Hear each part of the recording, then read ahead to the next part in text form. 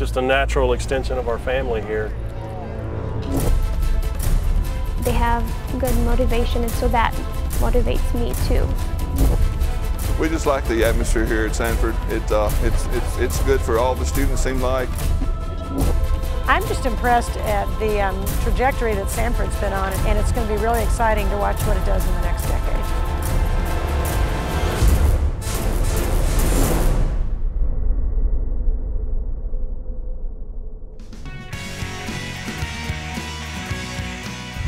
Hello again, everybody. I'm Brad Radici, a 1999 Samford graduate and your host for this edition of the Samford Chronicle. Well, the fall semester is only about a month old, but lots happening here on the Samford campus as the school enters its 169th year.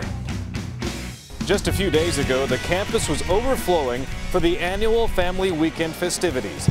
Parents, grandparents, siblings, and other friends came to campus for a full weekend of fun, food, and football. And the fun kicked off Friday night with a comedy improv performance that got some of the families involved on stage and others in the audience laughing.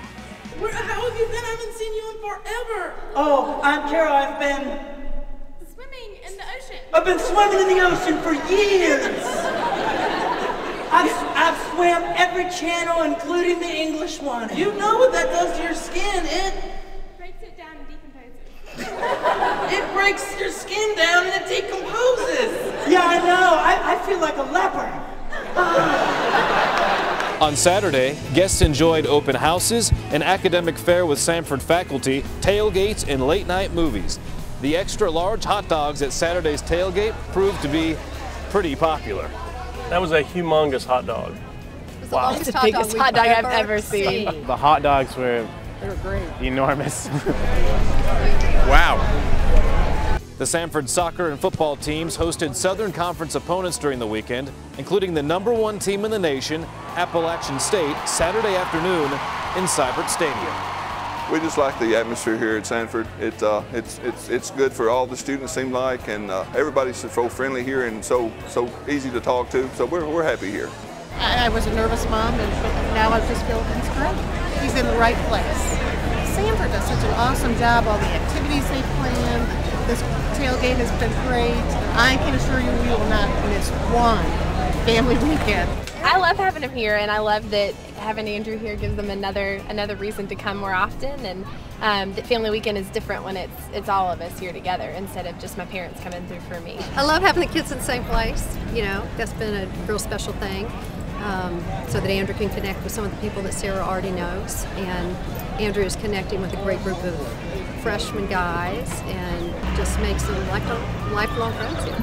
It's just a natural extension of our family here to have them living here, going to school. We're very excited about it. Feel very fortunate. And what better way to conclude the weekend than with the annual Samford Hymn Sing? Guests had the opportunity to request and sing some of their favorite traditional hymns.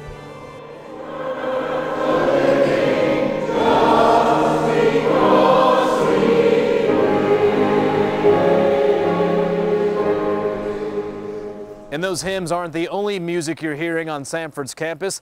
The university's performing arts season is in full swing. The traditional faculty gala opened the year in style earlier in September. I'll show you the proper boys when you talk to boys, little ways to flirt and flout. And the world-famous Tokyo String Quartet performed in the first Guest Artist Series concert of the year. It's great to meet these kind of people, first of all, knowing that they're wonderful in what they do. They have good motivation, and so that motivates me too. While musicians have come from across the world, many Samford students themselves are learning how they might travel the globe. Again this year, Samford held its Go Global Missions Fair. For 2 days, students listened to guest speakers and visited the missions agencies from around the world to see how they might get involved. Newsweek contributing editor Eleanor Clift spent a couple days on campus as a Woodrow Wilson visiting fellow. Clift spoke in several classes and presented a lecture celebrating the 90th anniversary of women's suffrage. In some of the classes that I've met people with different views, with more progressive views, and they're interested in working in campaigns, and I think, like most things, you know, you have to get out there and experience what it's like, and you generally have to pay your dues. Student government is a good place to start, school boards, community activism, and getting engaged in your community. And this generation actually is very good at that. Another major speaker was Maria Cristina Zucchi. Zucchi was an international scholar in residence for Samford's Law School and part of the International Speakers Series for the Business School. Now, perhaps the biggest news this fall at Samford is enrollment. For a second straight year, we've hit a record high. 4,715 students coming from a growing number of markets represent 47 states and 16 foreign countries. A record number of students are enrolled in graduate or professional studies, with some of the largest growth in nursing graduate programs. It's a process that evolves. You don't just do it all in 1 year. So I'm very, very excited about. So the third year we've spent more time in the state of Texas, and the third year we spent more time in Virginia, and our second year in Chicago. So you take all those things and you kind of roll them up into one, and you get some success from your new areas. Also in recent weeks, Samford surpassed the halfway mark on the campaign for Samford. More than $100 million has been raised for the campaign, which will provide scholarships, new academic programs, faculty enhancements, annual support, and some capital improvements. In this edition's Alumni Stories, 1983 alumna Sylvia Snyder-Young returned to campus recently to speak and receive an award from a Samford Leadership Honor Society. Young heads up a healthcare company in Las Vegas and talked to students about her experiences since graduating. I was a member of Omicron Delta Kappa when I was here at Samford, and it was a leadership circle, and it was important to me when I was here before. And so it was fun now today to be recognized as still part of that kind of living circle.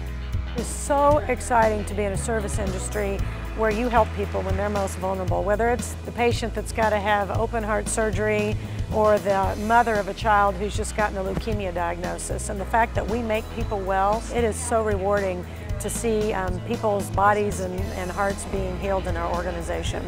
I'm just impressed at the trajectory that Samford's been on. The school has definitely improved in terms of the service offerings and the physical facilities, and it's going to be really exciting to watch what it does in the next decade. And obviously, there's a lot more we could tell you about here at Samford, but we've run out of time. But remember, samford.edu for all the happenings at Samford University. I'm Brad Radici. Thanks for watching the Samford Chronicle. We'll see you next time.